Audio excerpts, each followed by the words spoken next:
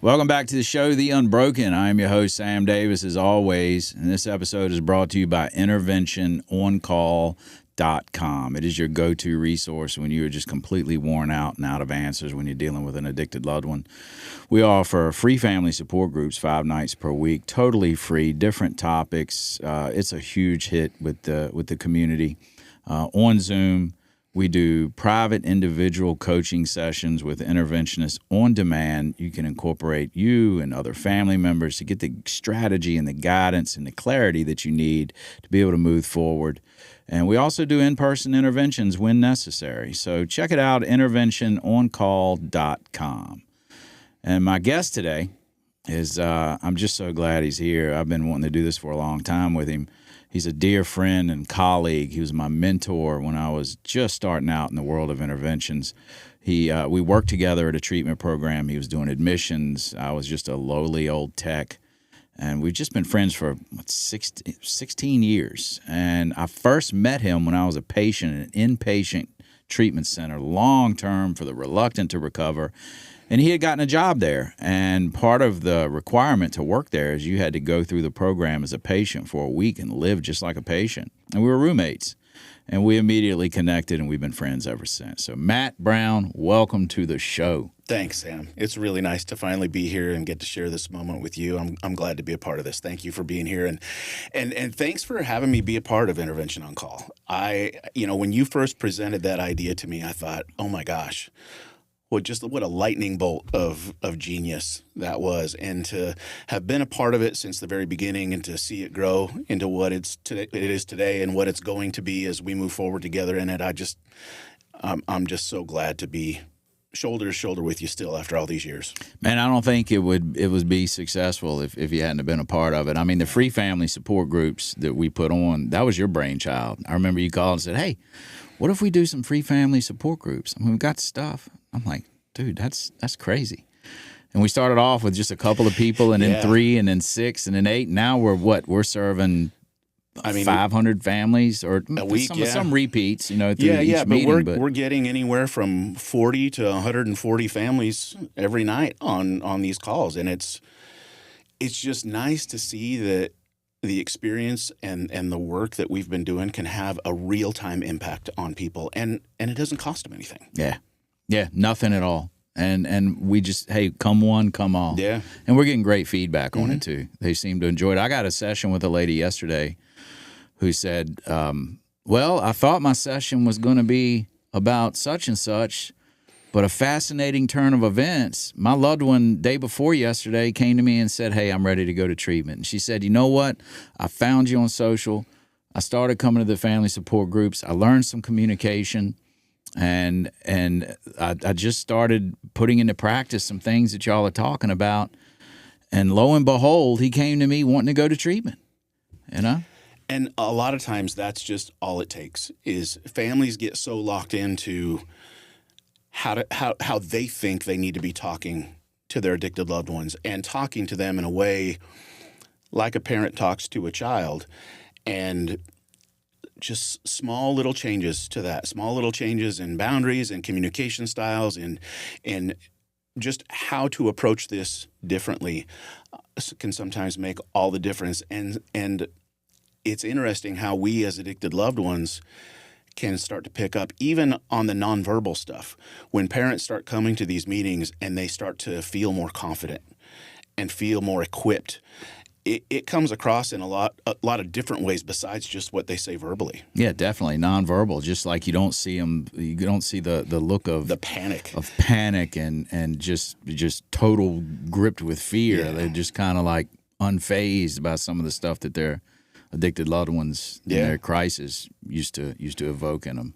Well, and we do that without realizing it sometimes, but that's how we maintain that hostage situation, is as long as I can keep them afraid of what I'm going to say next, what I'm going to do next, what's going to happen next, then I stay in control.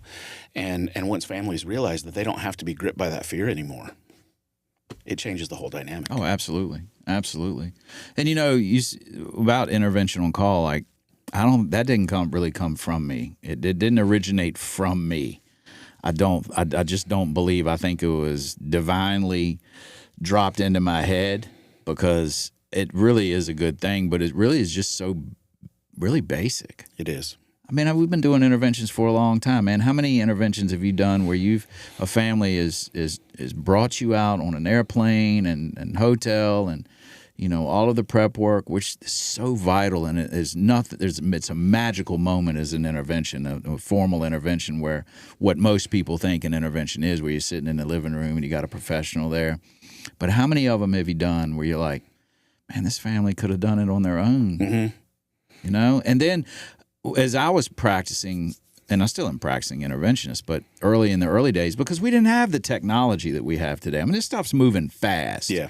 We didn't have the social media. It wasn't as big as it is now. We didn't have the access to the public, and we were trained by people that certainly didn't have that. I mean, I was trained by a guy that before cell phones came out, like John Southworth. Yeah. And so, and when I was practicing as an interventionist, I always wondered, like, what about all these families out here that can't afford us? Mm-hmm. And what about all these families out here that just need some understanding, mainly like education about what their real problem is? They don't know. That has been probably the biggest eye-opener for me as I get to have more regular communication with families en masse like this, is despite how much we understand about addiction, that knowledge hasn't been transmitted on to families yet. Why do you think that is? And where would they be getting it? Well, I think the biggest reason that it's not getting passed on to families is that there's this stigma that still exists that prevents families from really talking about it. They don't. It prevents families from really talking about it because there's this sense of shame. Like, I don't want to let people know that this is going on in my family. I think that's starting to diminish in some degree, more around mental health than it is around addiction. But there's still this moral stigma around addiction, especially in our culture, that says somebody who's addicted is bad, not someone who's struggling with addiction is sick. And I think that is the one thing that's preventing families more than anything else, is that there's this feeling of isolation. I was talking with Brian Sanford the other day, and the way he described it, he says addiction is like a parasite, and its goal is to destroy the host and everything around it. And when you're being attacked by a parasite like addiction, you really are in survival mode. This idea of, I need to go and learn about this and get educated about this, man, you're just trying to keep your head above water. Yeah. And when you can come and not just learn about it, but be a part of a group of people that are there for a common cause with professionals that know what they're talking about, who can really give you that sense of confidence and, hey, you can leave this meeting feeling better equipped and more knowledgeable and more confident in what you're doing than you did an hour ago. Yeah. There's something to be said for that. And then families that keep coming back and continue to build on that confidence. And, we've got families that have developed connections with one another, where now it's not just they're coming and being supported by us, but they're communicating with each other outside of what we're doing. And we really are developing a nationwide support system here, albeit small right now. It's one of those things that's just, 2 years ago, it didn't exist. Yeah. And now we got families that are communicating with each other, supporting one another, checking in on each other. Yeah, like before the meetings, before the Zoom meetings. Oh yeah, they're chatting, and after the meetings, they're chatting. And when our infrastructure team, like the tech team that does all of the stuff that makes all the Zooms happen, they were suggesting that we go to a different type of like to where they couldn't see each other; they could just see us. And Lexi, the manager, she's all over it. Oh yeah. Her concern was, man, wait, no, these families, they're like a community. They want to see each other, and we like to see them. And the tech guy was just looking at, or the infrastructure, the IT guy was just basically trying to streamline everything. And we're like, whoa, we can't lose this community. Yeah. Sunday night we had a mom talking, and even just the comments that were showing up in the chat were so supportive. And so just, hey, we're here for you. You know, you're not alone. Just things like that can make all the difference. Yeah. Yeah, because, man, look, if you don't know really what the problem is, and I've often wondered when I'm talking to families, like, damn, they've been doing this for a couple decades or for 10 years, and they truly don't fully know what the actual problem is. And I'm like, how could that? And part of me is like, how could that be? But in their day-to-day life, they're just, like you said, they're in survival mode. They're trying to put fire out after fire out after fire out after fire out. Yeah. And so if they don't know what the actual problem is, how in the hell could they ever communicate effectively to their loved one?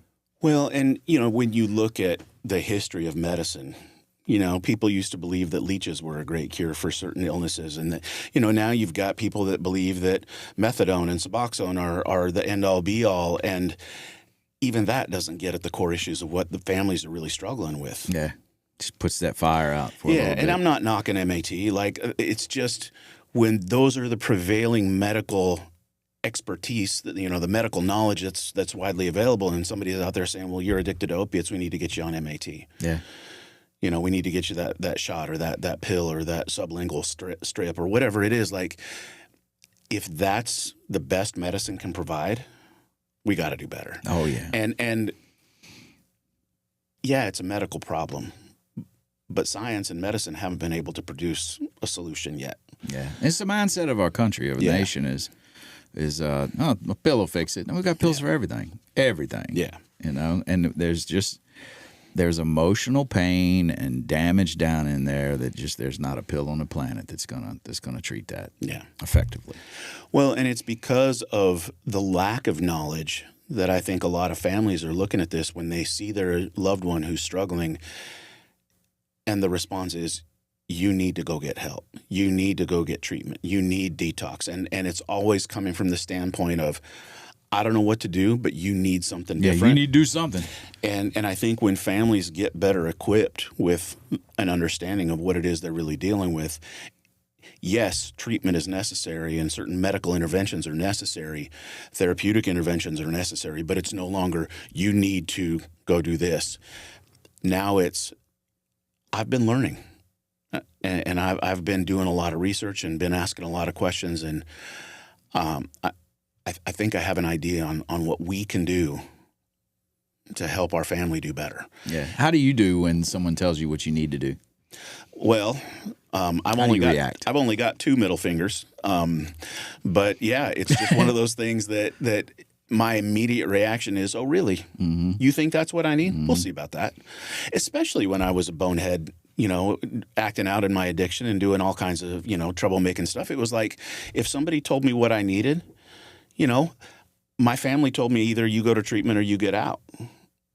They didn't say it like that, but that was basically the message. And of course, my reaction is, all right, I'll show you. We'll see about that. Yeah. And I was adamant that I was going to go out and be successful in spite of them. And all I did was, over the course of the next 2 years, prove them right in every aspect of what they had said. But I had to learn it the hard way because they told me what they thought I needed. And when you walked out of the door that day, you said, okay, we'll see. Mm-hmm. How much of you in your head was going, they're going to pay for this? Oh, yeah. I'm going to make them feel horrible. I was full of spite and full of resentment. How much pain can I put into them emotionally? Absolutely. Absolutely. And it was all about, I'm going to teach them. Mm-hmm. They're going to figure out just how wrong they are. They'll be begging me to come back before long. Oh, yeah. You know, they don't even realize how lucky they are to be breathing the same air I am. Mm-hmm. You know what I mean? Like, that's how arrogant I was. Yeah, delusional. Yeah, same here. And I throw it back at, you know, because I have some members of my family that drink. I throw it back on them, and they're telling me what I need to do. And look, we're not just because we're in active addiction doesn't mean that we're dumb. Yeah, we can still pick up on cues, and we can pick up on, because the families are operating out of their own addiction, their addiction to my wellness, their addiction to my illness and wellness, right? And so, you know, while mine showed up as me peeking out of the you know, through the blinds, you know, smoking crack and all the other crazy stuff that I did, theirs was mom and my parents were showing up as like trying to fix me, trying to rescue me, trying to bail me out, trying to stalk me, trying to know where my every move was, trying to coerce me. If they could have tracked your location on your phone back then, they would have been. Yeah. Oh yeah, Yeah. yeah. I'd have had air tags on underneath the whole. It would have added probably 500 pounds to the weight of the vehicle because of all the air tags they would have had on it. You know. Yeah. And honestly, thank God I was in that era and not this era because cameras. I was talking with somebody the other day about just how lucky I am that social media wasn't around when I was out making trouble. Oh yeah. Oh my gosh, you talk about getting canceled. Yeah.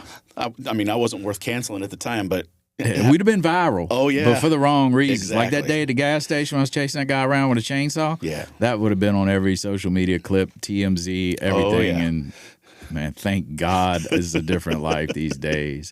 But getting back to what we were talking about the communication originally, is if someone doesn't understand what a problem is, there's no way that they can communicate it effectively. No. If I don't understand the mechanics of how an engine works, there's no way that I'm going to be able to talk to a mechanic that's going to, in a way that he's going to believe that I know what the hell I'm talking about. Yeah.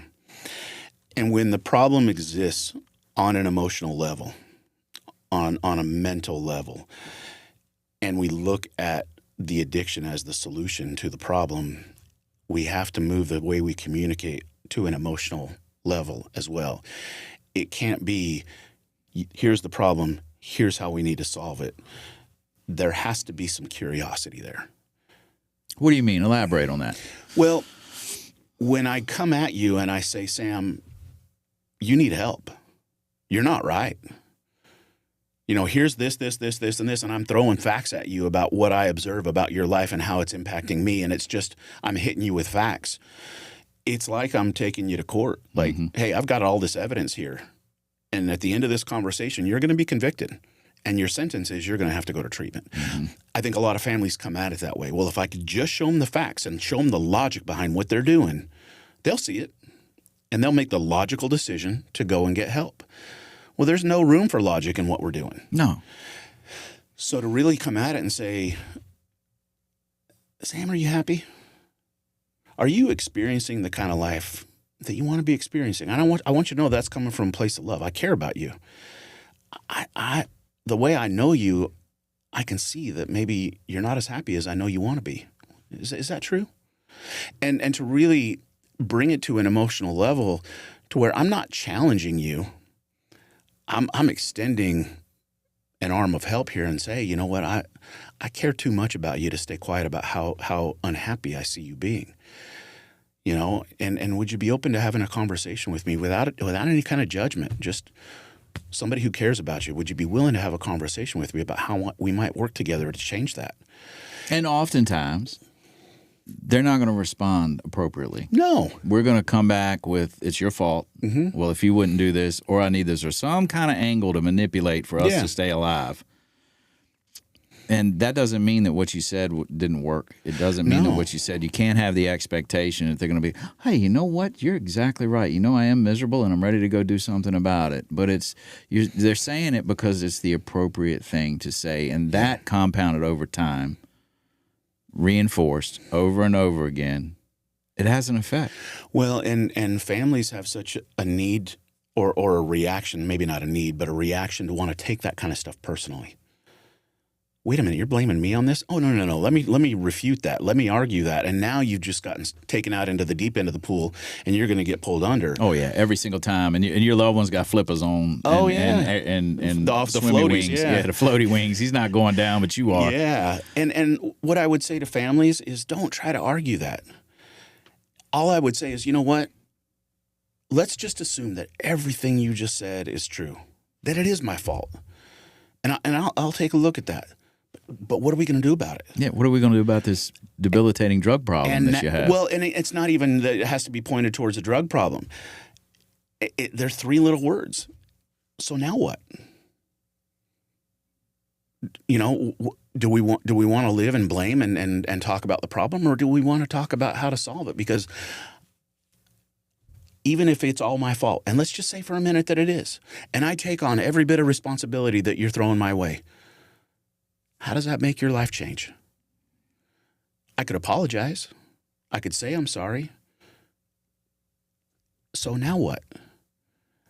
And in family that's engaged in their own work, can really come back and own some of their stuff. Absolutely. And that lowers the the defenses. It does. Even just slightly at times. But to be able, once you understand what the real problem is and where they're operating out of, once you understand and wrap your head, and I think this is critical, is to understand that right now your loved one's insane. Yeah. And you've been trying to reason with irrational thinking. You've been trying to make sense out of nonsense. And you have to just fully wrap your head around the fact that right now, they can return to sanity, but right now, they're insane. You have to communicate differently. You have to. And when you fully understand that, you will communicate a little bit differently. And own some of your stuff. And when you're educating yourself and you're involved in family support groups or in any other area of your recovery, your own recovery, you're able to acknowledge some shortcomings that you have operated out of, and you can own that. Yeah. And it pulls the rug right out from underneath of them. It's like, hey, you know what? You are right. I have behaved in ways that I'm not happy about, and that is why I am engaged in my own recovery. And when families can realize, like, I have been enabling this, which really translates into I've been hurting you. I mean, most families don't look at enabling as active harm that's happening to someone that they're enabling. But that's exactly what it is. It's coming from a place of love. It's coming from motives that are good and loving, but the action itself is harmful. And so when families can say, I'm no longer willing to hurt you in ways that I've been hurting you, I can see now that I have been harming you. Maybe not in the ways that you're describing. Maybe there are some ways that you're describing that I've actively harmed you, and I'm so sorry for that, and I am going to change those things, and here's how I'm going to go about it. And it doesn't look like what they want. Right. Because they still want money, they still want a car, they still want a cell phone, they still want all the benefits of and the rights that they feel like they're entitled to without any of the responsibilities. And usually what happens when I'm enabling somebody is I'm somehow supplying responsibility where they should be. And the entitlement comes from, but I have a right. You can't come in my room. You can't do this to me. You can't take this away from me. You have to do this because I'm your child and I have a right to your support. And we convince them that I'm right. Or I make them feel guilty enough that they're not going to back down. And all of a sudden you get parents that are like, well, I can't put my loved one out on the street. I can't stop giving them food. They're going to be cold. They're going to be hungry. When the fact of the matter is, there's a treatment center that we've helped them find that serves wonderful food, that has a very comfortable bed, climate controlled, that has support round the clock. They get dysregulated or they need to talk about something. They've got somebody right down the hall waiting to talk to them. Yeah, and not only do they have 3 hots and a cot in a more comfortable accommodations, they've got some amenities as well. They've got, sauna. They got the gym. They've got nutrition. They've got some have massages if it's needed. So you're not throwing them out on the street. The main thing, the communication, I think, is the communication to themselves. Yeah, what you're telling yourself, is like you're not throwing them out. You hear that a lot. Oh yeah. What am I just throw them out on the street? Man, please stop telling yourself that. Yeah. Because you're offering them a place to go. That's exactly But you're right. also going to not rob them of an experience that they may need to have, and something that I stole from you. And even that, to some families, will sound like, well, that's just harsh. But something that I stole from you, and I love it, and I use it all the time. I'm sure you've heard it and be like, that's not, he stole that shit from me.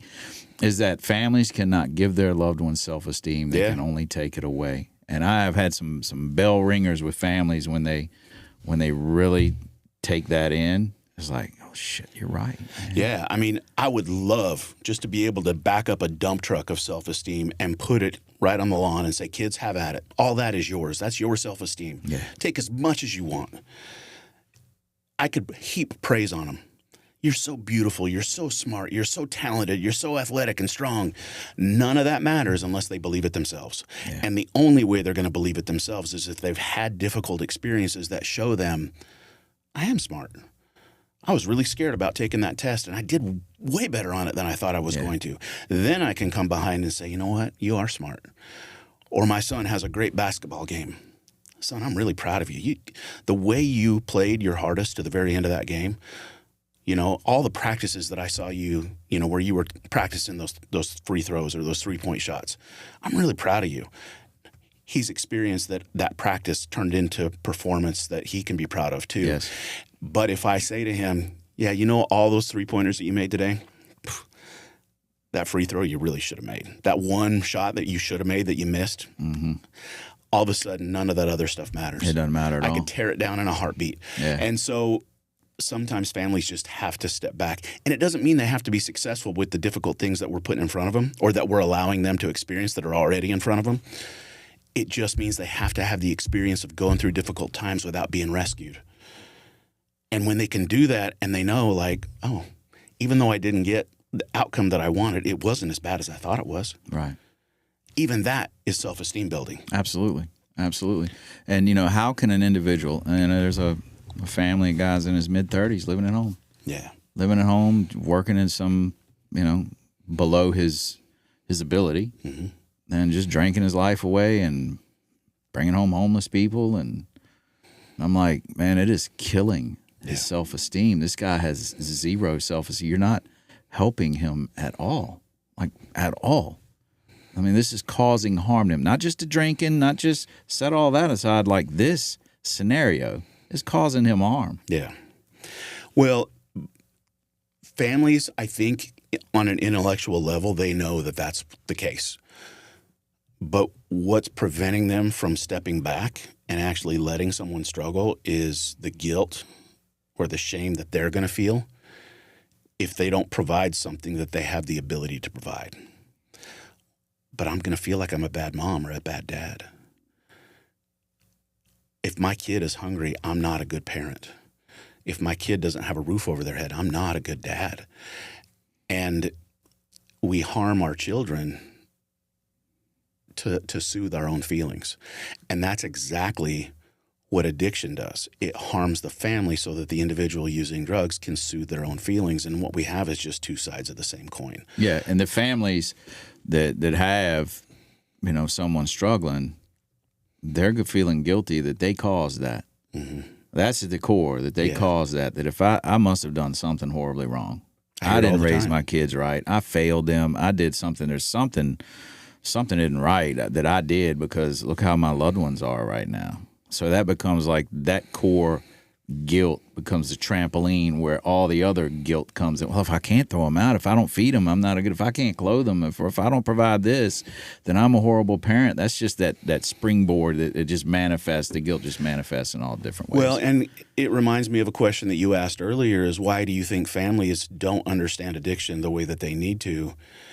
And when I'm blaming myself for the problem existing in the first place, how am I going to go out and actually talk about it and to say, hey, you know what, there's a problem in my home. I think I'm the cause of it. And now I need to know how to solve it. I mean, that's so much responsibility to take on and so much shame and so much guilt for a parent. And I think sometimes that even can keep us stuck is I don't want people to know that this problem's there because I'm the reason it's there in the first place. Yeah. And that's not true. But that's the message because it's easier for me to take responsibility for it so that my child doesn't have to carry that around. Yeah. And even though they may not be responsible entirely for why it's there, once they get to the age where we're working with them, mom and dad can't take that problem off the table for them. Yeah. They can set the table for them to deal with it themselves. And that's what we do is we educate families and equip them with the tools to set the table so that somebody can have that entry into recovery that they need to have. It's going to be painful. It's like giving childbirth, man.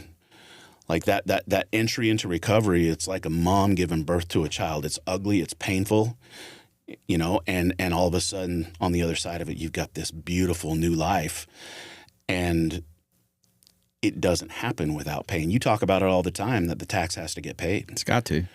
And we don't get the rewards without the work. Success lies behind the struggle. Yeah, man.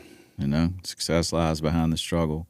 So it's not, and I want to be clear on this, is it's not just about how you're going to communicate to them directly. It's about what are you communicating to yourself? What are you telling yourself? Yeah. I don't think that was certainly a conscious thought that I had coming into this episode, but it's certainly crystal clear to me right now, the more you and I are just talking about this, that the messaging that we give ourselves is so important. Power of the word. Yeah. Power of the word. That book, The Four Agreements, Power of the Word, life-changing. Yeah. You know, it's like, it's not so, it's equally what you're telling yourself is what you're telling others. Yeah. Because you tell yourself, I can't put them out.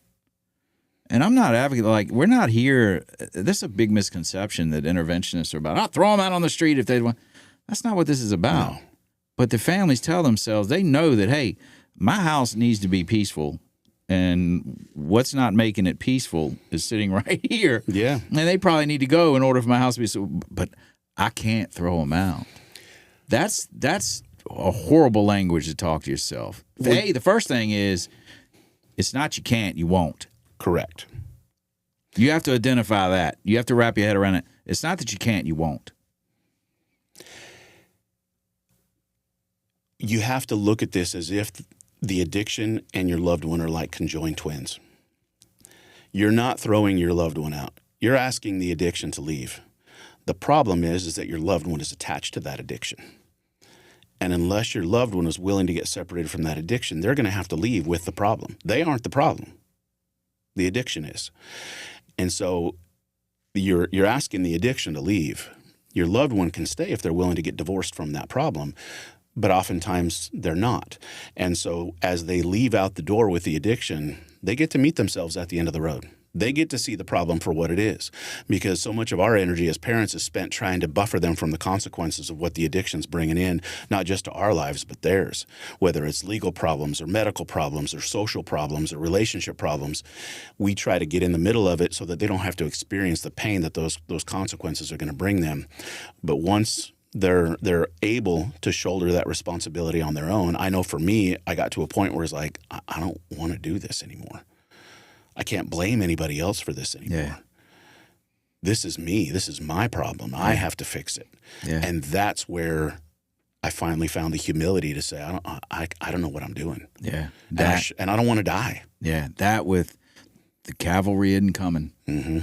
You know, the bailout isn't coming. The banker and the janitor are out of business. They're done. Yeah. Right. And that moment when those roads merge, it's like, or intersect, it's like, that's a moment of clarity right there. And so it's like we were talking about, it's not the communication. It is the communication to your loved one, but first you have to communicate effectively to yourself. And that one sentence of, I can't throw them out. I mean, I can't. I wish I had $1 for every time I've heard a family say that or write that in a comment.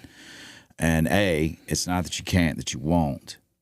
But more importantly in that is that you're not throwing them out. You're offering them a place to go save their life. And them as adults, if they're deciding not to do that, that's their own life. You have to allow them to have their own life and their own experiences around it. So many families are getting to that point, though, where they're saying, you need to go get help or you need to get out. Mm-hmm. But if I tell you need to get help, you're a smart man. If you knew how to solve this problem, you'd have done it already. Yeah. Nobody wakes up with a life of addiction and says, you know what, this is exactly what I wanted when I was a little boy. Yeah. But for the family to say, hey, I have a solution for you if you want it.